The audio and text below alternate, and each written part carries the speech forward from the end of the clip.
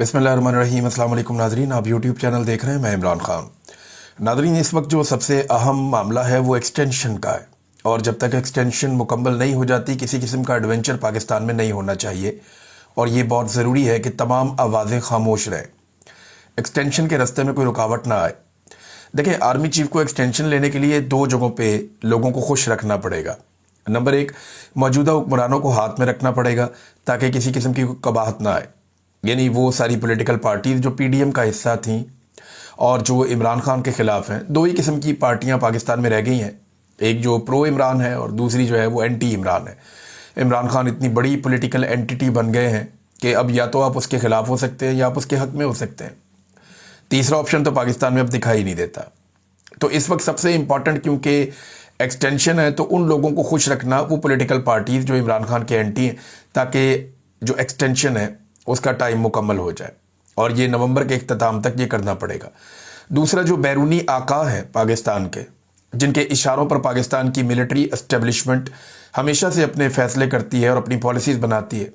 मिसाल के तौर पे कभी कहते हैं कि ये मुजाहिदीन है, फिर कहते हैं नहीं ये दहशतगर्द हैं, फिर दोबारा कहते हैं नहीं ये मुजाहिदीन है, फिर कहते हैं नहीं नहीं ये तो दहशतगर्द है, फिर कहते हैं जी हमने इनको लाकर बसाना है, तो बड़े अच्छे लोग हैं, हमारे हमवतन हैं, और फिर कहते हैं जी इन्हें को चलना पड़ेगा, इनके खिलाफ एक और मिलिट्री ऑपरेशन करना है। तो ये पॉलिसी कोई भी जो जी शऊर है वो ख़ुद नहीं बना सकता, ये इम्पोर्टेड होती है। ये हमारे जो मगरबी आका हैं उनकी जब पहुंचती है हिकमत अमली हमारी मिलिट्री एस्टेब्लिशमेंट तक, तो वो हमारी पॉलिसी बन जाती है। तो ये आवाज़ें खामोश रखनी है और इन दोनों को खुश रखना है, यानी बैरूनी आकाओं को भी और अंदरूनी आकाओं को भी, जब तक कि ये मुकम्मल नहीं हो जाता ये फेज़ नवंबर के इख्तिताम तक। सबसे जो ताकतवर आवाज़ है वो इमरान खान साहब की है, तो उन्हें काबू रखना बहुत ज़रूरी है। तो उसके लिए एक तो ये है कि तोशाखाना 2 का जो केस है उसे 27 नवंबर तक पहुंचा दिया गया, यानी 29 नवंबर को नया आर्मी चीफ आता है नॉर्मली, लेकिन 27 नवंबर तक जानबूझकर पहुंचा दिया गया ताकि कोई कबाहत ना रहे। वैसे भी 27 को जज कह सकता है तबीयत ठीक नहीं है, या वो ट्रैफिक जैम है, कुछ भी। पाकिस्तान में छोटे मोटे बहाने से भी 2-4 दिन निकल जाते हैं, और ज़रूरत पड़ी तो इसको मज़ीद लंबा भी किया जा सकता है। देखिए, अब जो GHQ हमला केस है, इस हवाले से, या जो 9 मई के मुकदमात हैं, इन केसेस को भी वीडियो लिंक के ज़रिए समाअत की जाएगी। पंजाब ने इसकी मंजूरी दे दी है, और यानी कोई अगर रास्ता है इमरान खान साहब की आवाज़ बाहर आने का तो उसे बंद किया गया, और कोशिश ये की जा रही है कि एक्सटेंशन के मामला खैर आफियत के साथ मुकम्मल हो जाए। हालांकि कुछ टाउट्स गला फाड़ के बार बार ये कह रहे हैं कि जी एक्सटेंशन तो हो चुकी है, अब तो मुद्दत मुलाजमत 5 साल है, लिहाजा 5 साल के लिए ये वाला आर्मी चीफ रहेगा, और नेक्स्ट आर्मी चीफ जो आएगा वो भी 5 साल के लिए आएगा। और अगर इसी आर्मी चीफ को एक और एक्सटेंशन मिलती है तो इस आर्मी चीफ के टोटल 10 साल हो जाएंगे। चले देखते हैं कितने साल होते हैं कितने नहीं होते हैं, तो मेरा रब जानता है। ख्वाजा आसिफ ने एक बात कही कि मुल्क न्याजी लॉ के तहत नहीं चल सकता। वज़ीर दिफा है पाकिस्तान के, ये इमरान खान साहब की उस बात का जवाब है जहां इमरान खान साहब कहते हैं कि मुल्क आसिम लॉ के तहत नहीं चल सकता। तो अब उसका जवाब दे रहे हैं ख्वाजा आसिफ कि वो न्याजी लॉ उन्होंने एक मुतारफ़ करवा दी टर्मिनोलॉजी, लेकिन मुल्क को जो है वो चलाना है, वो तो आइन और कानून के मुताबिक चलाना है। किसी और का ला तो इस मुल्क में चलेगा नहीं। जब तक मुल्क आइन और कानून के मुताबिक नहीं चलेगा मुल्क आगे बढ़ेगा नहीं, और यही पाकिस्तान का मुस्तकबिल है। ये बात ख्वाजा आसिफ को भी पता है, नवाज शरीफ को भी पता है। नवाज शरीफ तो वैसे घोड़े बेचकर सो गए हैं, बिल्कुल खामोश हैं। भाई को वज़ीर आज़म बनवा लिया, बेटी को वज़ीर आला बनवा लिया, खुद जो है वो इंजॉय कर रहे हैं, लेकिन मियाँ साहब की सियासत बर्बाद हो गई है। ये एक तकलीफ़ उनके अंदर हमेशा मौजूद रहेगी। एक और बयानिया नाज़रीन बड़ा इंटरेस्टिंग है, और ये भी एक टाउट के ज़रिए कहलवाया गया। बयानिया ये है कि 9 मई हमारा 9/11 था। 9/11 पे ना अमेरिका में ट्विन टावर्स के ऊपर जहाज़ आकर टकराए थे और ट्विन टावर्स तबाह हो गए थे। उसके बाद अमेरिका पूरा का पूरा बदल गया, बल्कि पूरी दुनिया का सिस्टम ही बदल गया। इंटरनेशनल एयरपोर्ट्स के ऊपर जो चेकिंग के सारे मेयारात हैं वो तब्दील हो गए, पूरी दुनिया का स्ट्रक्चर ही तब्दील हो गया, हर चीज़ अजीबोगरीब हो गई।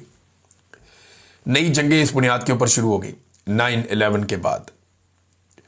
तो अब ये जनाब पाक फौज ने या इसकी तरफ से मिलिट्री एस्टेब्लिशमेंट का बयानिया एक टाउट के जरिए सामने आया कि 9 मई हमारा 9/11 था। लेकिन जो 9/11 था ना, उसके बाद बड़ी शफाफ इंक्वायरियां भी हुई थी। वहाँ पे कमीशन बने थे, उनकी इंक्वायरियाँ हुई थी, 1000 से ज़ायद उन कमीशन के अंदर लगभग 1200 के करीब इंटरव्यूज़ हुए थे, लोगों के हक़ाइक़ सामने लाए गए थे। इधर तो कोई इंक्वायरी नहीं हुई, वहाँ पे वो 500-600 सफ़ात की एक तहकीकाती रिपोर्ट पड़ी हुई है, आप जाके नेट पे निकाल के आज भी पढ़ लें। पाकिस्तान में क्या हुआ? कुछ भी नहीं हुआ।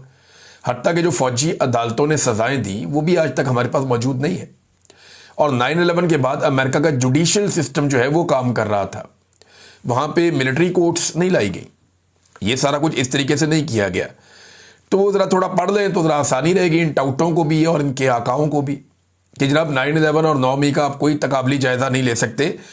9/11 जो है वो एक बिल्कुल अलग कहानी है दहशतगर्दी की, और उसमें वैसे भी बहुत सारे हमारे पाकिस्तान के जो एस्टेब्लिशमेंट के आला कार या हमारे एस्टेब्लिशमेंट के अपने लोग वो माजी में ये कहते रहे कि ये तो अमेरिका का अपना खेल था, ये तो उन्होंने मिल मिला के 2 नंबरी की है।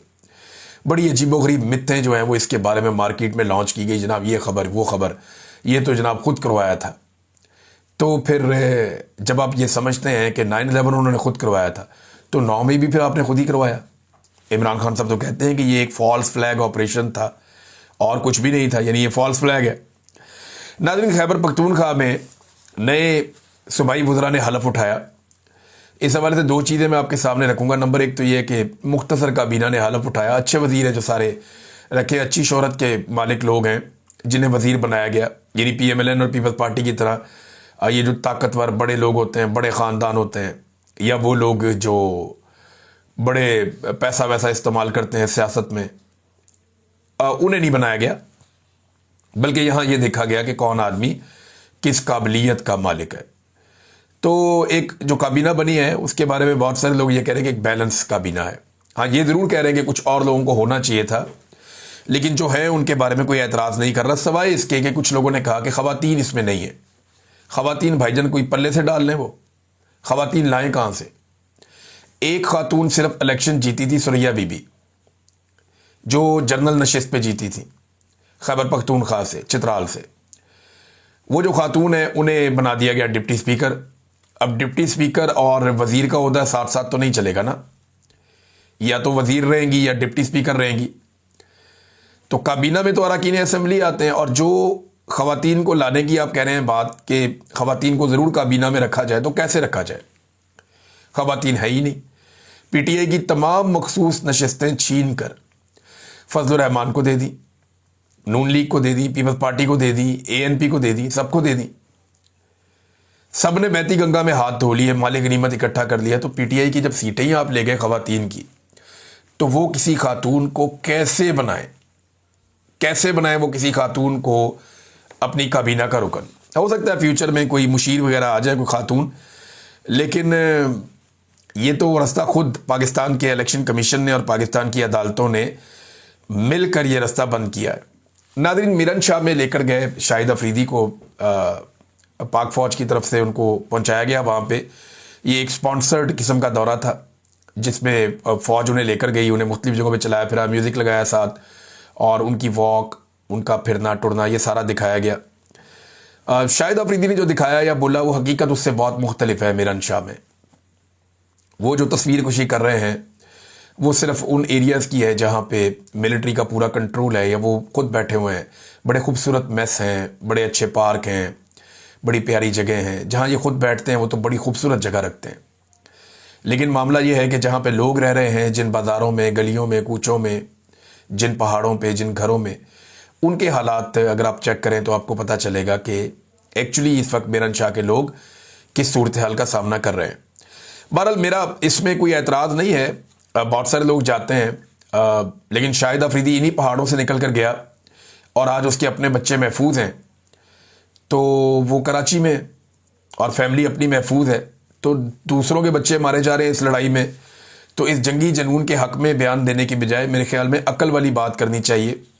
खिलाड़ी वैसे भी अमन के सफ़ीर होते हैं, जंग के पैरोकार नहीं होते, लेकिन ये जंगी जनून ने एक पागलपन है। और शाहिद अफरीदी वैसे भी अपनी हर चीज़ को GHQ के साथ जोड़ते हैं, फ़ौज के साथ जोड़ते हैं, लिहाजा वो उनको तो जहाँ वो कहते हैं वो चले जाते हैं। लेकिन फ़ौज के लिए सोचने की बात यह है कि आप तो खुद इस मुल्क के हीरो हुआ करते थे, आपके तो डंके बजते थे। ये शाहिद अफरीदी जैसे छोटे मोटे लोग तो आपके साथ खड़े होकर बड़ा फ़ख्र महसूस करते थे और कोशिश करते थे कि थोड़ा सा इनको भी फ़ायदा हो जाए। लेकिन आज हालात ये आ गए हैं कि अपने बयानिए की तरवीज के लिए शाहिद अफरीदी जैसे लोगों को लाकर खड़ा करना पड़ता है। यहाँ तक पाकिस्तान की अफवाज कैसे पहुंची? मिलिट्री एस्टेब्लिशमेंट की गलत पॉलिसीज़ की वजह से। ये शाहिद अफरीदी जैसे लोग कुछ नहीं बेचते थे, कोई इनकी टके की औकात नहीं थी इस इदारे के सामने, लेकिन आज इसी इदारे को अपने आप को खड़ा करने के लिए शाहिद अफरीदी जैसे लोगों का सहारा चाहिए। ये हकीकत है, आप जो मर्जी कहते रहे इस पर, यानी आप इससे भाग नहीं सकते।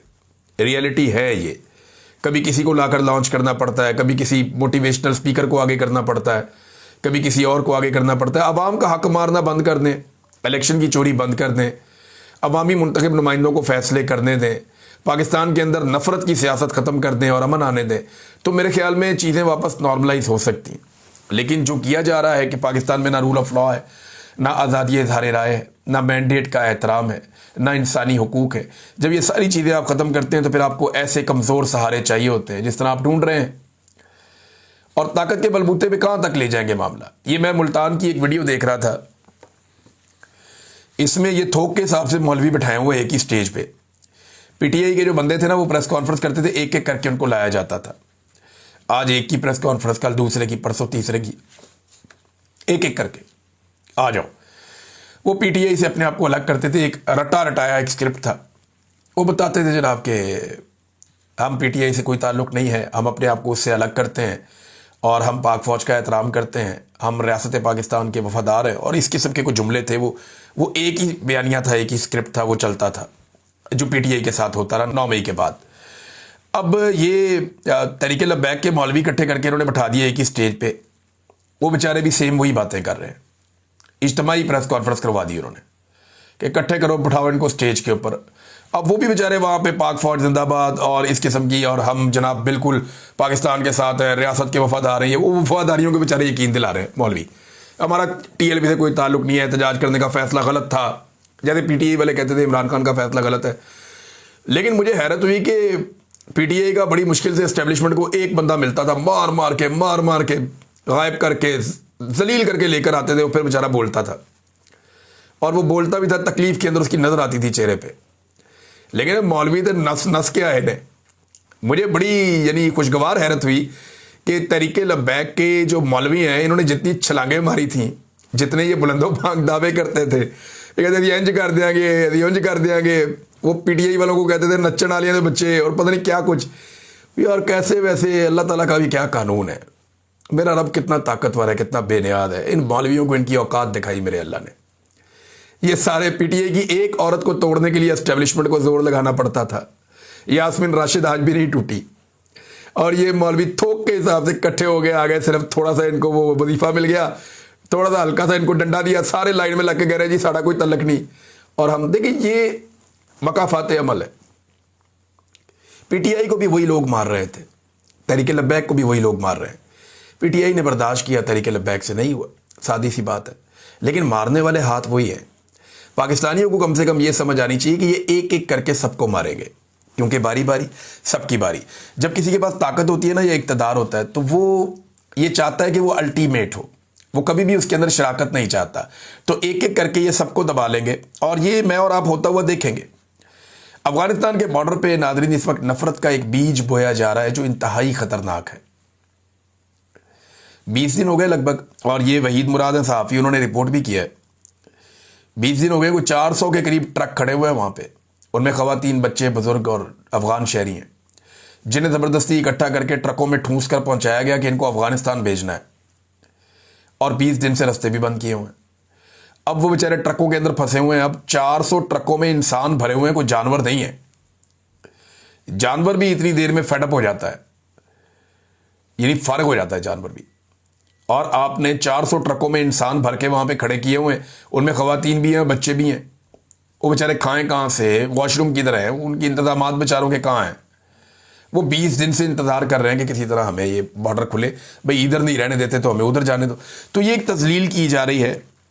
इतनी ज़बरदस्त मेहमान नवाजी के बाद, कई दहाइयों की मेहमान नवाजी के बाद, इस तरीके से जलील और रुसवा करके अफ़गानियों को वापस भेजने की पॉलिसी कोई अक्लमंदी नहीं है।